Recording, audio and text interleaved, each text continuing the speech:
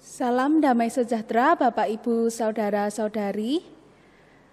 Ada sukacita hari ini? Amin ya. Untuk mengawali persekutuan kita pada hari ini, mari kita berdoa. Tuhan, terima kasih karena Engkau telah memberi kami kesempatan kembali untuk mengadakan persekutuan online pada hari ini Tuhan.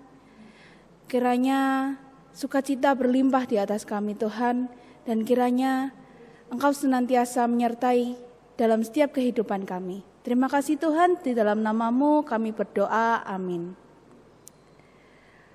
Mari kita menyanyikan lagu Ku Berbahagia.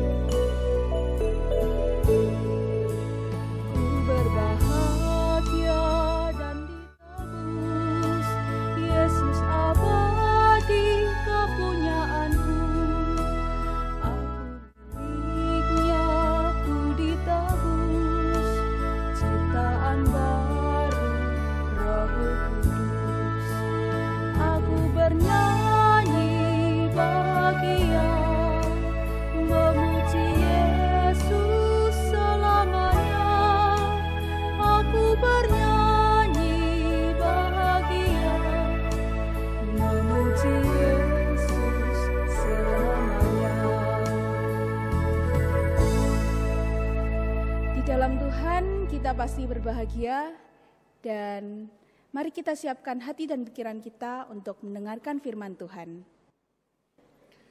Ya saudara-saudara, sebelum kita membaca merenungkan firman Tuhan, kembali lagi kita memohon penyertaan Roh Kudus. Kita berdoa saudara-saudara. Sungguh suatu anugerah ya Tuhan ketika saat ini kami kembali bersekutu secara online. Kami sudah memuji nama Tuhan, dan saat ini kami kembali rindu akan sapaan firman Tuhan yang senantiasa mewarnai kehidupan kami. Oleh sebab itu Tuhan, kembali kami membuka telinga kami, pikiran kami, dan membuka hati kami agar firman Tuhan ini senantiasa mewarnai, senantiasa menyertai, dan senantiasa membimbing kami untuk menjalani kehidupan ini. Terima kasih Tuhan, dalam nama Yesus kami siap mendengarkan, merenungkan, dan menghidupi firman-Mu. Amin. Ada sebuah pepatah demikian saudara-saudara.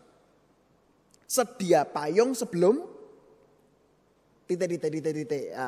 apa saudara-saudara? Sedia payung sebelum? Ya, sedia payung sebelum makan gitu ya. Oh enggak ya saudara-saudara ya. Sedia payung sebelum hujan ya. Seperti ini ya saudara-saudara ya. Sedia payung sebelum hujan ya. Sini saya juga punya payung. Ini payungnya masih. Nah, seperti ini ya saudara-saudara ya. Sedia payung sebelum hujan. Nah, saudara-saudara terkasih nama Tuhan Yesus, payung ini biasanya disediakan kalau ada di musim hujan.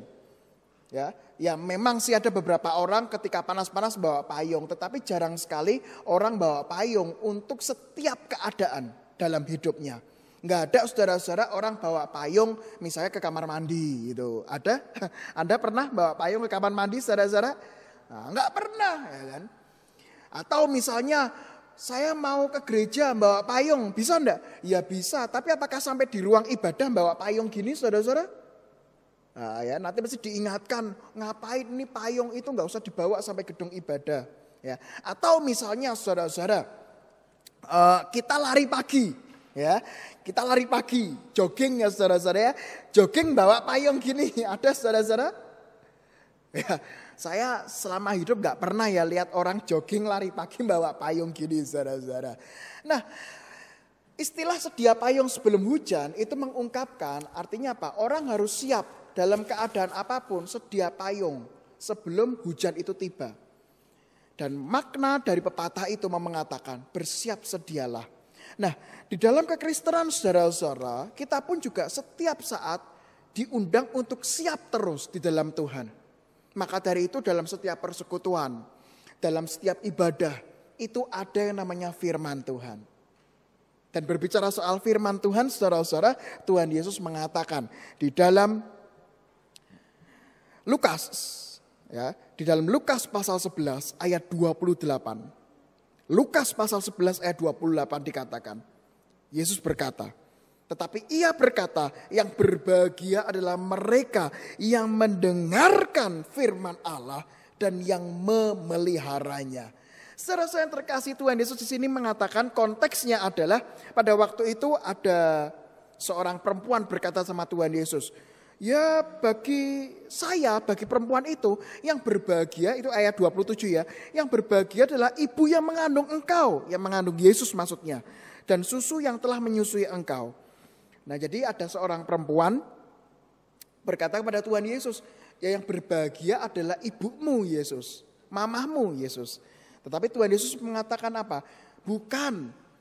Yang berbahagia itu apa sih kata Yesus? Yang berbahagia adalah mereka yang mendengarkan firman Allah dan memeliharanya. Saudara-saudara yang terkasih nama Tuhan Yesus, menarik sekali kalau kita melihat ungkapan Yesus ini. Berbicara soal firman Allah. Pertanyaannya kenapa firman Allah itu penting, saudara-saudara? Nah, sama seperti ungkapan tadi sedia payung sebelum hujan, saudara-saudara, firman Allah itulah yang menjadi bekal-bekal di dalam menghadapi kehidupan ini. Makanya saudara-saudara setiap minggu itu kita membaca firman, merenungkan firman. Setiap persekutuan, entah misalnya persekutuan tengah pekan ya kan, persekutuan wilayah, kalau dulu ketika sebelum online, ada persekutuan di komisi-komisi, ada sekolah minggu, itu bicara soal apa sih? Firman, firman, dan firman. Dan firman itu berasal dari perjanjian lama dan perjanjian baru, saudara-saudara. Nah, kenapa firman itu penting? Karena firman itulah yang akan membekali kita, saudara-saudara. Artinya membekali itu apa? Ya itulah yang membuat kita siap dalam menghadapi kehidupan. Laksana payung sebelum hujan. Firman itulah yang betul-betul akan memberkati kita ketika pada saatnya kita merasakan namanya pergumulan.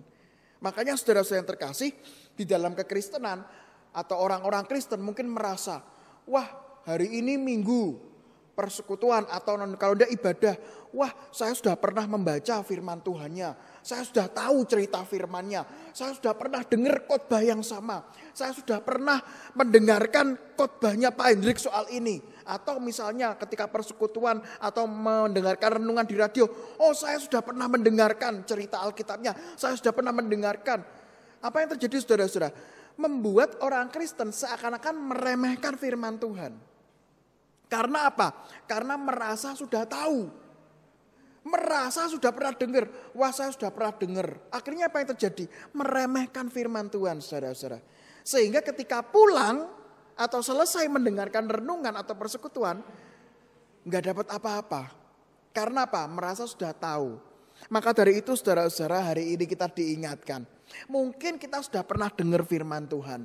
Mungkin kita sudah pernah mendengarkan khotbah yang mirip-mirip. Mungkin kita sudah pernah mendengarkan bacaan Alkitab yang sering kita baca. Dan hari ini kita diingatkan saudara-saudara. Justru disitulah kita semakin dibekali. Mungkin detik ini kita gak butuh firman itu. Tetapi kehidupan gak ada yang tahu saudara-saudara. Kehidupan gak ada yang bisa tebak hari esok atau saat esok. Dan disitulah ketika kita punya masalah, jelalah itu tiba-tiba kita ingat, oh iya dulu waktu itu Pak Hendrik pernah khotbah soal ini ya.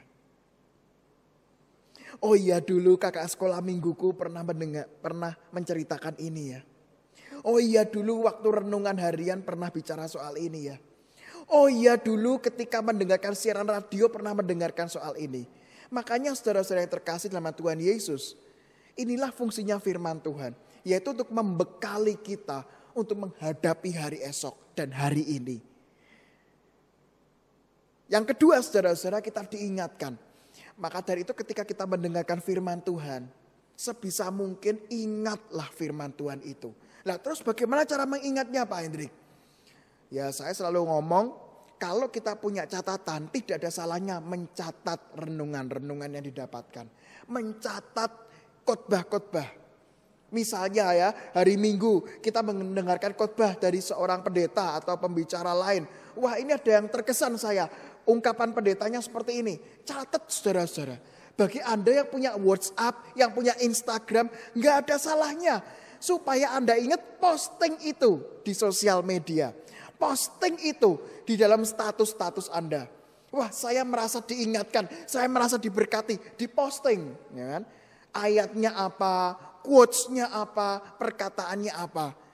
Sehingga saudara-saudara mungkin ya saat ini Anda belum butuh firman yang dikhotbahkan. Tetapi siapa tahu besok ketika ada pergumulan, ketika ada masalah, firman itulah bagaikan payung di kala hujan. Oleh sebab itu saudara-saudara yang terkasih sama Tuhan Yesus, hari ini kita diingatkan bersama-sama. Yaitu apa saudara-saudara? Dengarkan selalu firman Allah. Dan yang kedua adalah catat selalu firman Allah. Karena siapa tahu firman itu memang gak berbicara saat ini. Tetapi berbicara di saat yang dibutuhkan kelak. Apakah ayat hafalan yang Anda resapi? Apakah ayat hafalan yang sampai detik ini Anda dan saya pegang? Amin. Kita berdoa saudara-saudara.